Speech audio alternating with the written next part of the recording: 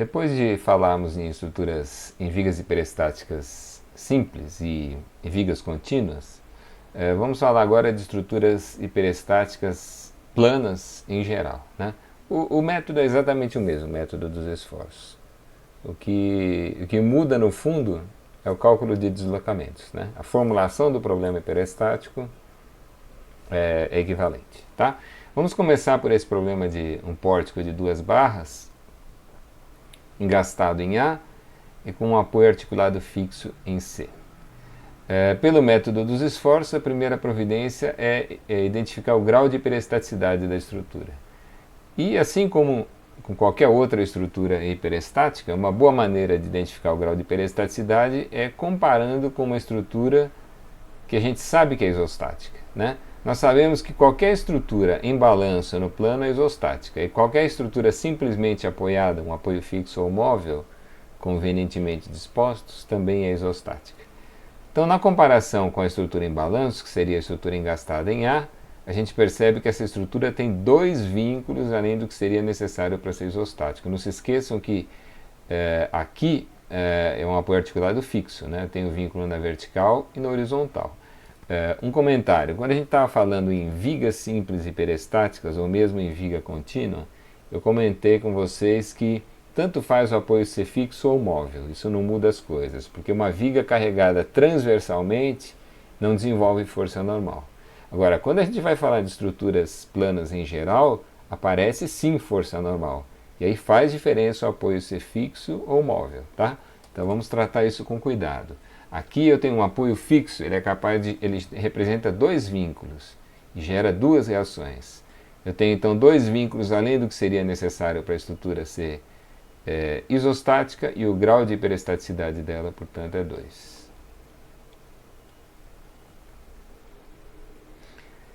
A ideia é transformar essa estrutura numa isostática, removendo GH, ou seja, dois vínculos, né? E depois recompor esses vínculos na forma de duas equações de compatibilidade. Eu acho que a escolha natural, embora outra vez não seja a melhor, é transformar numa viga engastada em A. Vamos remover esse vínculo em C. A nossa isostática fundamental vai ser uma coisa assim.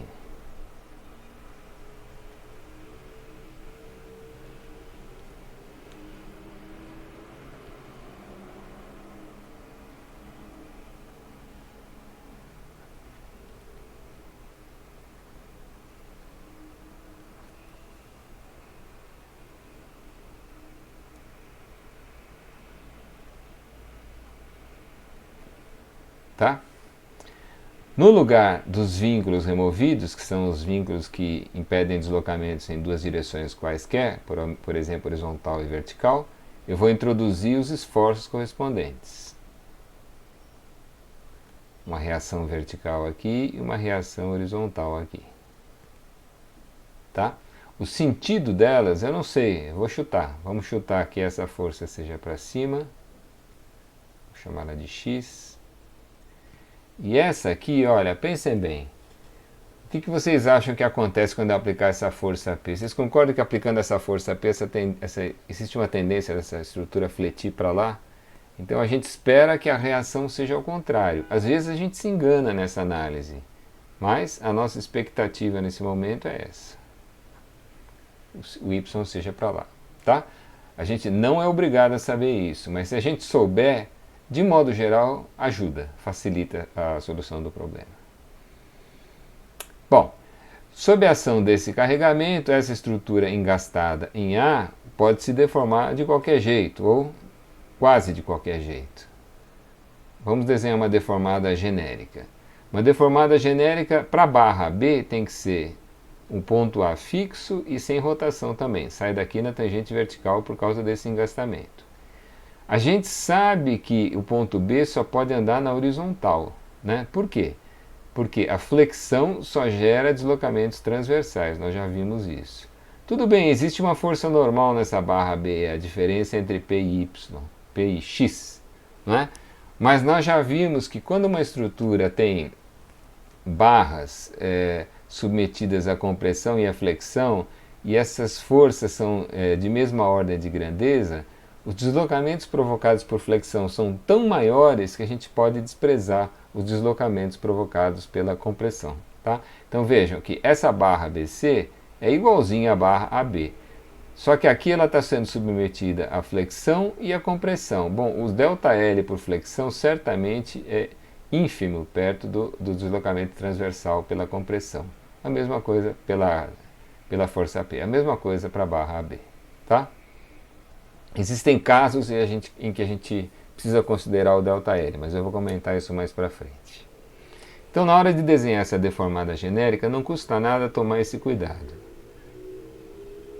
Eu vou desenhar uma deformada genérica, mas não tão genérica, de modo que o ponto B não tenha deslocamento vertical. A gente sabe que isso não pode acontecer, né?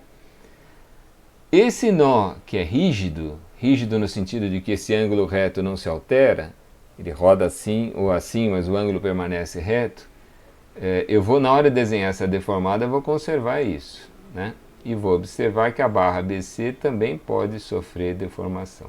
Então, sei lá, alguma coisa assim. Tá? Essa seria a posição final C' nessa minha deformada genérica. Isso quer dizer que o ponto C tem um deslocamento horizontal, que é esse aqui. Vamos chamar de UC. E tem um deslocamento vertical.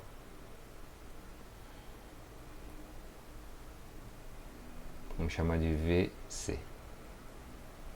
Tá? Então está aqui a isostática fundamental, estão aqui as incógnitas hiperestáticas. Agora a gente tem que recompor os vínculos que foram removidos por meio de equações de compatibilidade. Bom, na estrutura hiperestática original existia um vínculo aqui em C que impedia qualquer tipo de deslocamento.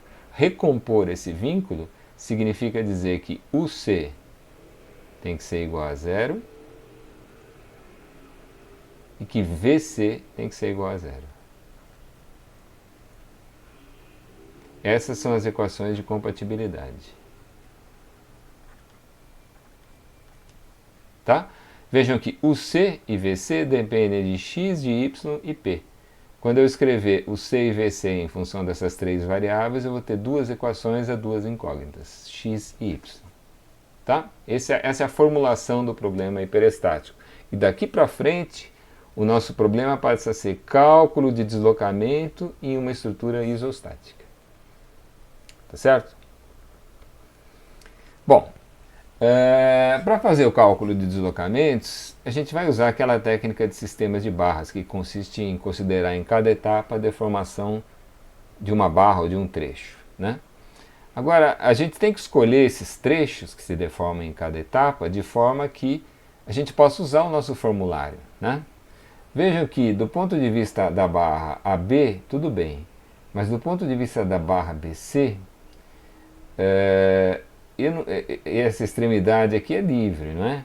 Nós vamos ver daqui a pouco que a barra B, na etapa em que a barra C se deforma, a barra B funciona como um engastamento para ela. E nós não temos no nosso formulário uma barra engastada com uma carga no meio do comprimento. A alternativa seria dividir em três trechos, de A até B, de B até esse ponto intermediário e desse ponto intermediário até C. Mas isso vai dar muito trabalho, um trabalho que não vale a pena. Então eu vou fazer o seguinte, eu vou acrescentar um item ao nosso formulário, que é a viga em balanço com uma carga no meio do comprimento.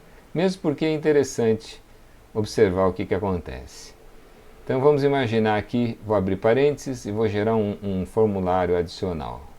O nosso formulário adicional é uma barra em balanço com uma carga no meio.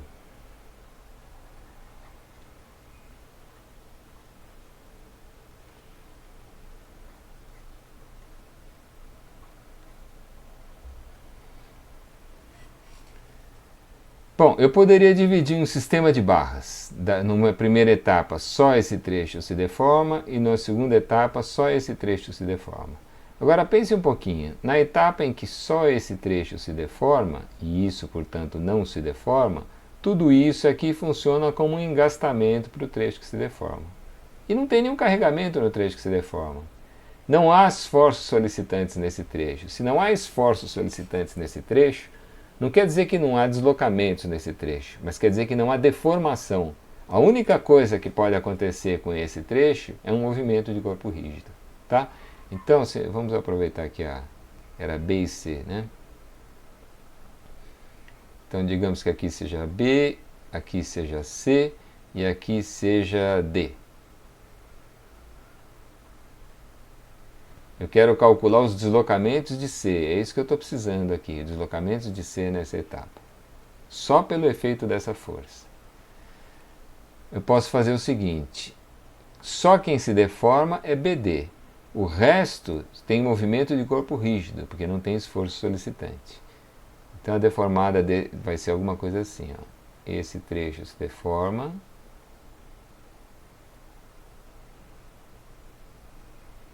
Estou exagerando bastante. De modo que esse ponto desce, né? E a seção transversal correspondente vai ter uma rotação que eu já vou indicar. Bom, vou indicar agora. Uma rotação assim. Uma paralela ao eixo indeformado e uma tangente ao eixo deformado nessa posição. O ângulo de rotação dessa seção é esse tanto aqui. Muito bem, daqui para frente a barra acompanha esse movimento. Então daqui para frente é assim, ó.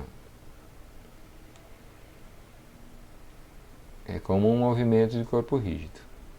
Um movimento de corpo rígido em que eu tenho que tomar aqueles cuidados, né? Quando a barra sair dessa posição DC para a posição D', C', esse ponto desce, né? E se fosse só o deslocamento desse ponto, o ponto C viria parar nessa posição. Mas não é só esse movimento. Além disso, tem a rotação. Tá? Então, olha, cuidado aqui, hein? Essa aqui é a posição C'.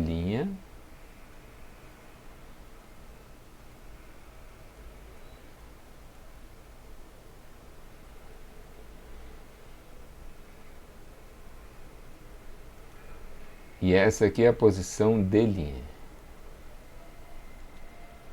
Quem define a posição C' é esse deslocamento aqui, que é o vertical de D, mais essa rotação θ de D. Não é isso? Eu posso dizer que o deslocamento vertical de C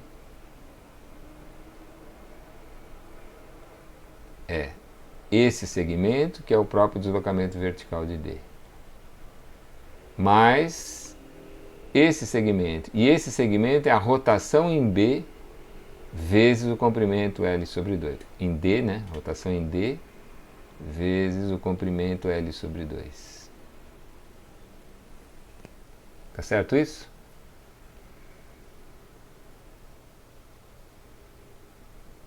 Quer dizer, o ponto C desce porque o D desceu e também porque aquela seção rodou. Tá?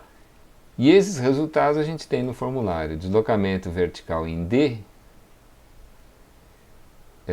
sob a ação desse carregamento, é o PL ao cubo sobre 3EI. P vezes L sobre 2 ao cubo dividido por 3EI. A rotação em D é o PL ao quadrado dividido por 2EI.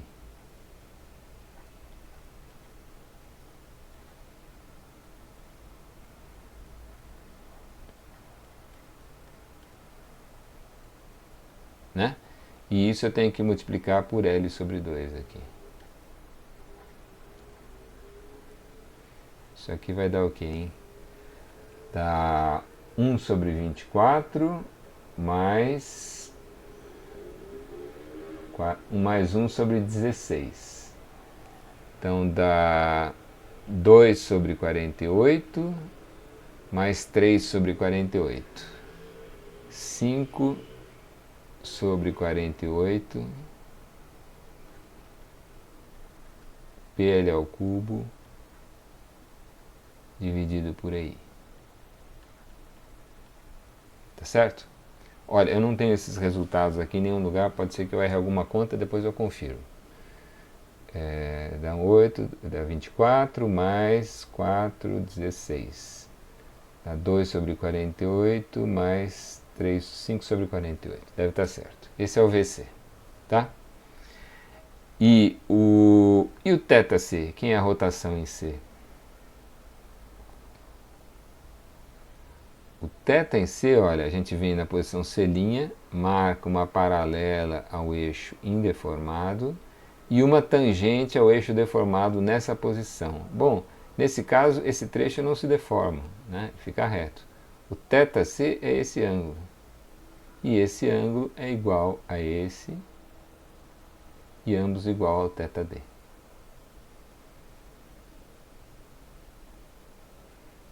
Tá, então, outra informação que eu poderia querer aqui é o θd, o θ do ponto C. Né? No nosso caso aqui, a gente não precisa do θ do ponto C, a gente precisa só do deslocamento vertical e do deslocamento horizontal. Tá? Bom, esse é o resultado auxiliar que nós obtivemos aqui.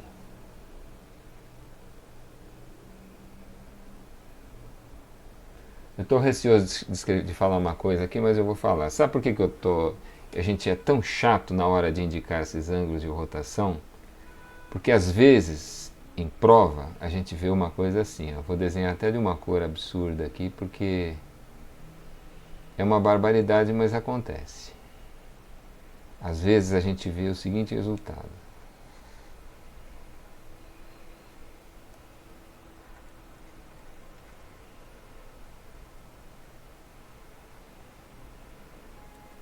A pessoa diz que esse deslocamento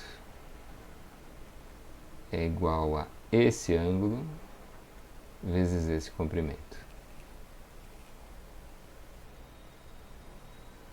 Pensem a quantidade de barbaridades que existe nesse raciocínio. Primeiro, o que é esse ângulo? Hein? O que é o ângulo entre uma reta e uma curva? O ângulo de rotação é diferente em cada seção, então a gente tem que marcar a seção onde a gente quer calcular o ângulo, na posição deformada, traçar uma paralela ao indeformado e uma paralela ao deformado. O ângulo vai do indeformado para o indeformado. Tá? E isso daria um resultado diferente em cada seção. Em particular aqui, essa é justamente a seção onde o ângulo é zero. Né? Outra, então aquele resultado, o PL2 sobre 2EI, que as pessoas lembram, não é esse ângulo, seria o ângulo aqui. Tá? E pior ainda, isso aqui não é um triângulo, isso aqui não é esse ângulo vezes esse comprimento. Tá? Então é uma sucessão de barbaridades, mas como elas aparecem nas provas, a gente sabe que muita coisa acontece nas provas, né? O nosso sistema nervoso falha nessa hora. Então é por isso que eu estou chamando a atenção. Muito cuidado na hora de representar essas rotações. Cada seção, a princípio, tem uma rotação diferente. Tá bom? Eu vou até apagar isso aqui, para não dar vexame. Bom, então vamos lá. Temos esse resultado auxiliar. Então agora vamos voltar ao problema que a gente queria resolver. Nessa estrutura eu preciso calcular o deslocamento horizontal e o vertical e substituir nas equações de compatibilidade. Nós vamos fazer em duas etapas. Primeiro AB é rígido e só ABC se deforma, e na segunda etapa só AB se deforma. Primeira etapa.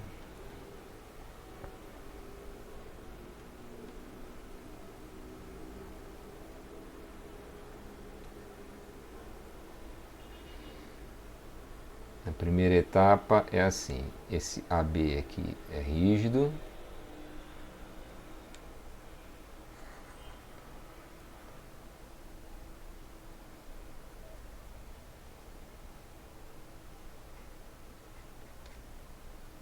e o BC que se deforma.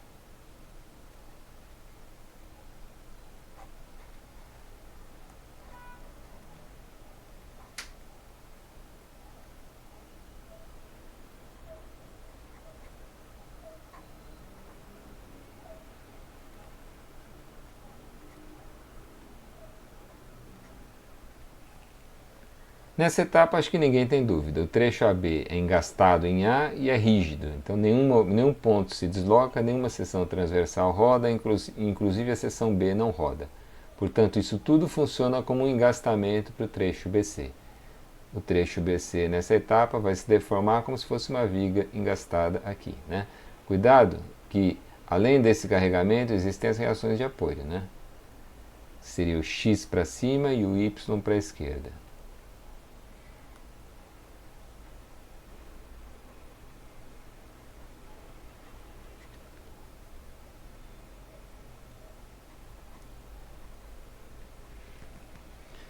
Se nós desprezarmos o ΔL por força normal na barra BC, a gente pode fazer isso. O ponto C vai ter deslocamento só vertical. Ela vai fletir de algum jeito assim. E o único deslocamento que vai aparecer aqui é o deslocamento vertical do ponto C na etapa 1. Né? Então, nessa etapa, o deslocamento horizontal de C é 0.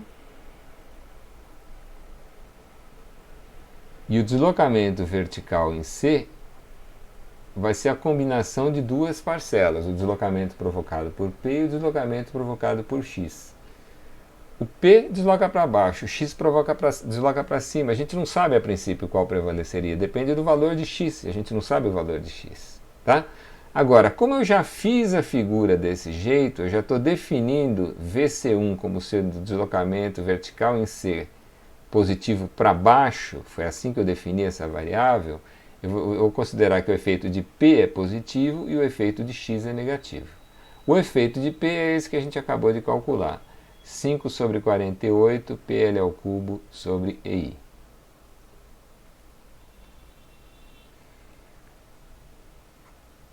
Cinco sobre 48 PL ao cubo sobre EI.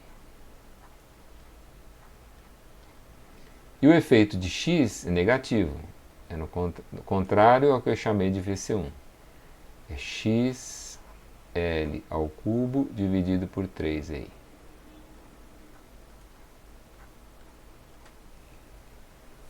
Esses são os deslocamentos na etapa 1.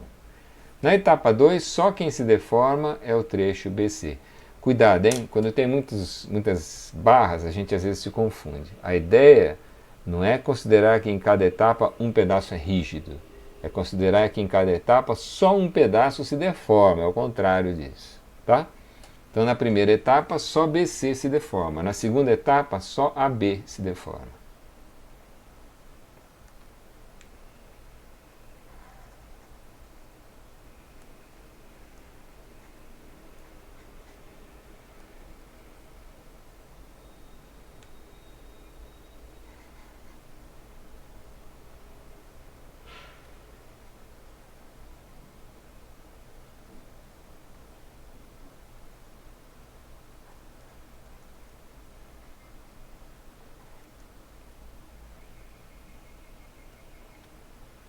Então vamos lá.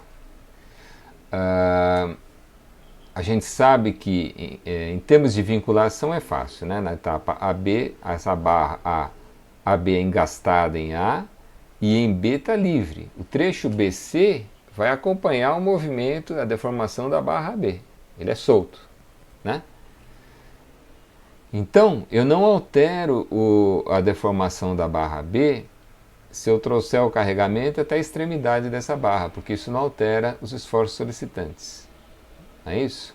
Então esse P aplicado aqui é a mesma coisa que aplicado em B, mais o momento de transporte PL sobre 2.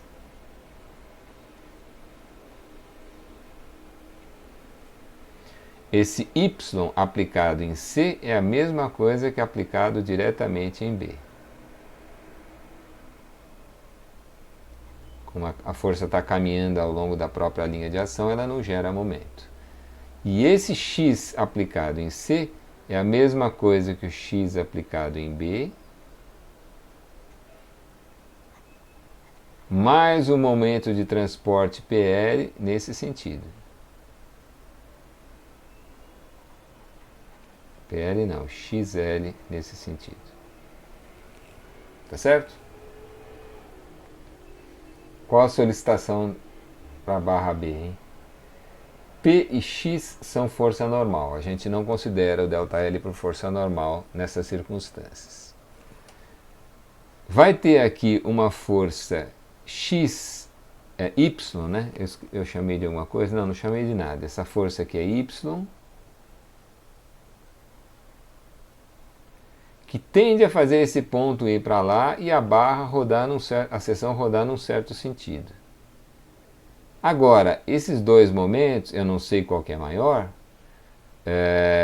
produzem um efeito oposto, podem produzir um efeito oposto, podem produzir uma flexão da barra para cá e com uma rotação no sentido contrário ao que o Y provocaria. A gente não sabe qual que vai prevalecer. Já que eu vou chutar de forma coerente com essa figura aqui, né? Então vamos imaginar que aqui aconteça o seguinte. Vamos imaginar que o PL sobre 2 prevaleça sobre esses dois efeitos que tenderiam a produzir flexão ao contrário.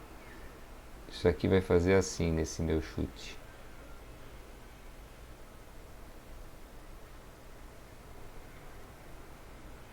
Cuidado, hein?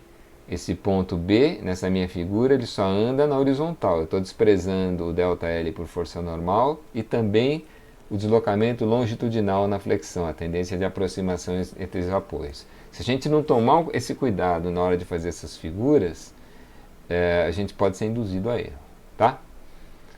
E o trecho BC, ele só acompanha a deformação provocada na barra AB. Vamos manter o ângulo reto, né? A barra esse nó é rígido, deve acontecer alguma coisa assim. Tá? Então nessa etapa, essa seria a posição selinho, não vou marcar, mas esse seria o deslocamento vertical em C. Eu vou chamar de VC na etapa 2.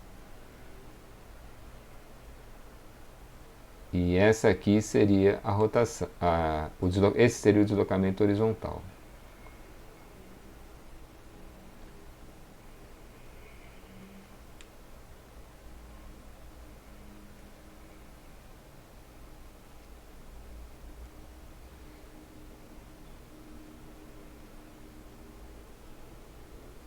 Né? Vocês concordam que esses deslocamentos ficam totalmente definidos pelo que acontece com o ponto B? Né? Então, o que vai interessar aqui, ó, é esse deslocamento aqui,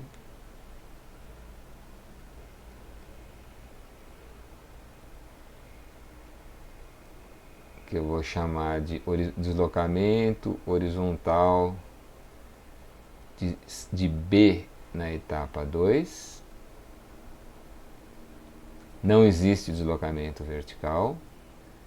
E vai interessar essa rotação. Uma paralela ao eixo deformado na posição B' e uma tangente ao eixo deformado na posição B'.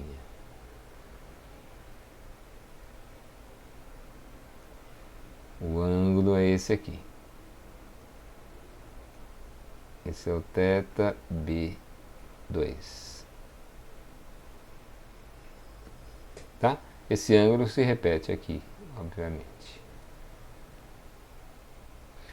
Ou seja, o VC2 vai ser o θB2 vezes L, né? E o UC2? Bom, aqui vai aparecer outra vez aquela construção que nós já fizemos antes. Como é que nós vamos entender o movimento da barra BC da posição branca para a posição verde?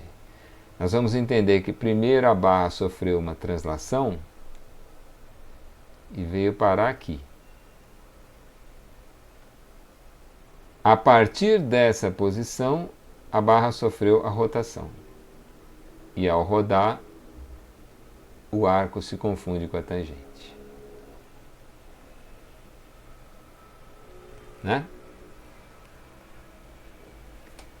Então talvez seja mais fácil escrever até quem que é o UC1. UC1, UC2,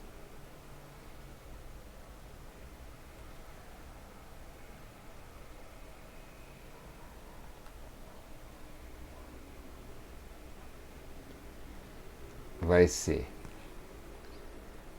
igual ao UB2, não é? A barra estava na posição branca, sofreu uma translação e depois rodou.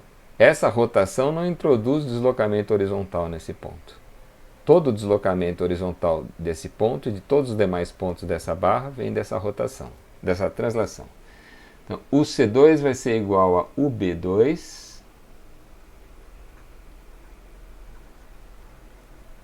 e UB2 vai ter duas parcelas. Vai ser o efeito dos momentos e o efeito da força. Agora, observem que eu chamei o B2 e orientei esse deslocamento da esquerda para a direita. Esse é o efeito positivo. Então, para mim, só esse PL sobre 2 aqui é um efeito positivo. Para encurtar a expressão, eu vou dizer o seguinte. Eu estou imaginando que esse efeito prevaleça sobre esse, vou dizer que o momento total é PL sobre 2 menos XL. E o deslocamento provocado pelo momento é o momento vezes o comprimento da barra que se deforma, que é L, dividido por 2EI.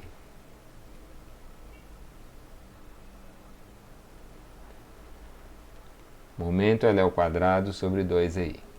Né? E além disso tem o efeito da força Y, que geraria um deslocamento contrário ao que eu chamei de UB2. Vai ser menos Y vezes L ao cubo dividido por 3EI.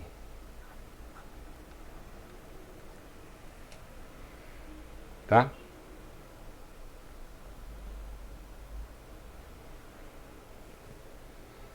E o VC2? VC2 vale. Dentro dessa nossa construção, o VC2 é só o efeito dessa rotação. É o θB2 vezes L.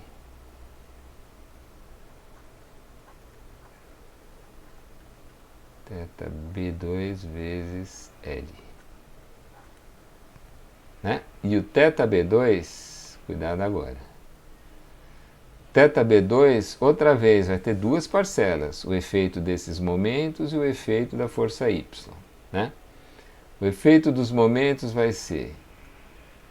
Se eu orientei o θB2 desse jeito, imaginando que esse momento amarelo prevaleça, vai ser o momento PL sobre 2 menos o momento XL, é o momento vezes L dividido por EI. Essa é a rotação quando a barra engastada tem o momento na ponta.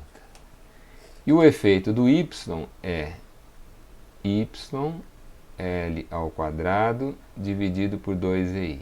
Isso está tudo no nosso formulário. Então, isso tudo aqui é o θB, na etapa 2. Eu tenho que multiplicar por L. Tá?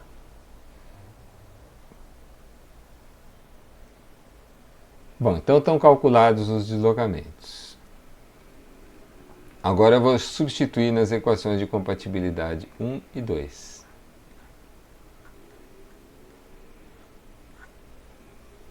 Primeira equação de compatibilidade é o C igual a 0.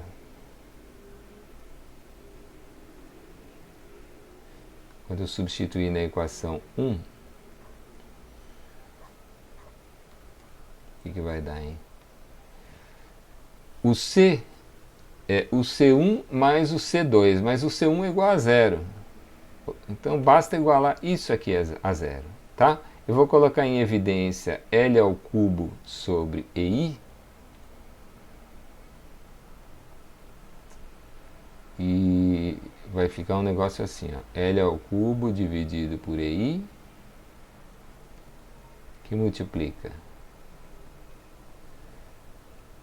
Vai ficar P sobre 4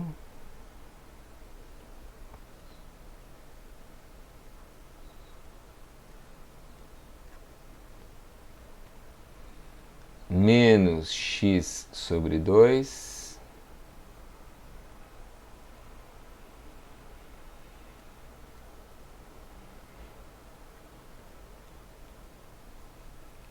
menos y sobre 3.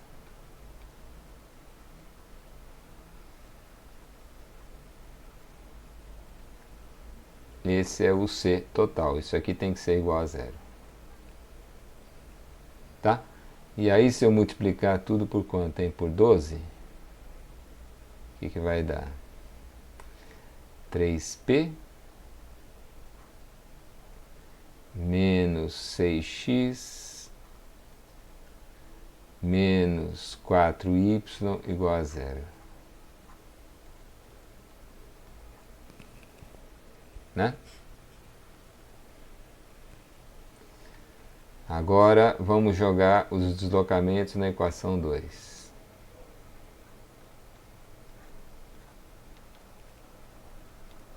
A equação 2 é VC igual a zero.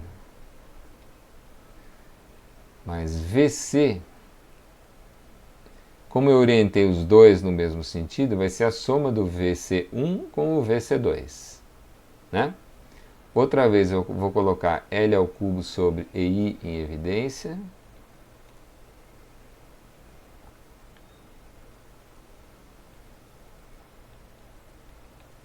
E agora acho que esse cálculo vai ser chato. Vamos ver.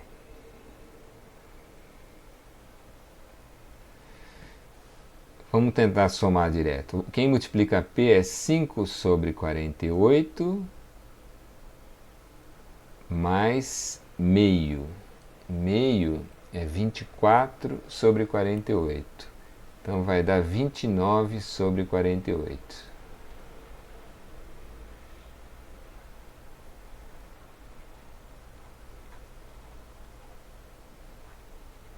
Pode adiantar o vídeo aí que isso aqui vai ser chato. Depois, multiplicando x menos 1/3 com menos 1, que é menos 3/3. Vai dar menos 4/3 de x.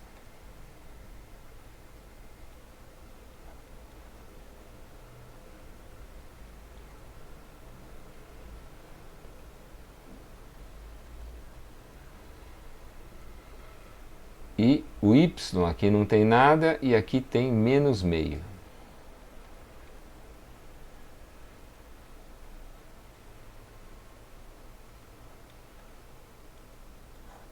Eu espero não ter errado nenhuma conta. É isso, né? 5 sobre 48 mais meio, que é 24, dá 29 sobre 48, menos 4/3 e menos meio. Isso aqui, se eu multiplicar tudo por 48, vai dar 29p menos 64x menos 24y igual a zero.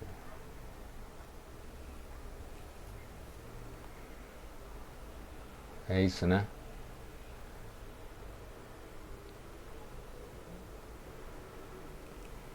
Olha, essa aqui é a versão 1' da primeira equação de compatibilidade. E essa aqui é a versão 2' da segunda equação de compatibilidade. Tá? Aí é só resolver esse sistema chato. O que eu faria aqui? Eu faria 2' menos 6 vezes 1'.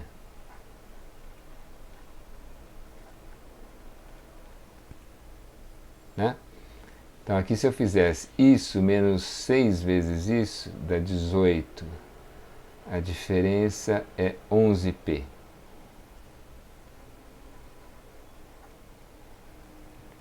Isso menos 6 vezes dá mais 36. 36 para 64 dá 28. Então dá menos 28 x. É isso, né? Dá mais 36 para 64 é 28. E aqui, isso, menos 6 vezes isso, vai matar o y. Daqui a gente tira que x, isso aqui é igual a zero, e portanto x é igual a 11 sobre 28p.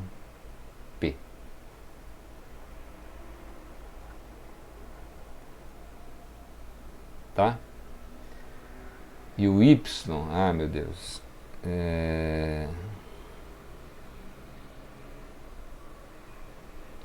bom, o y a gente calcula depois, tá bom? Ou melhor, a gente não calcula, é só fazer a conta aqui e a gente calcula o y. Com esse valor de x, eu vou guardar esse valor de x, porque eu vou resolver esse problema na sequência de um outro jeito, um jeito mais simples. Aí a gente confirma se deu certo comparando esse valor de x, tá? Eu quero só chamar a atenção para o seguinte, olha, essa é uma isostática fundamental óbvia, é a mais simples, né? Todo mundo pensaria nela. As equações de compatibilidade são também simples, é só repor diretamente um vínculo externo, ninguém erra isso. Agora, na hora de calcular deslocamentos, dá um trabalhão, hein? Eu ainda fiz isso aqui, cadê? Eu fiz isso aqui para queimar uma etapa, senão a gente teria que fazer 3 etapas. E fazer as etapas não é tão problemático, mas depois tem que somar tudo isso, tá? Vamos ver na sequência um jeito mais fácil de resolver esse problema que não envolve tanta conta.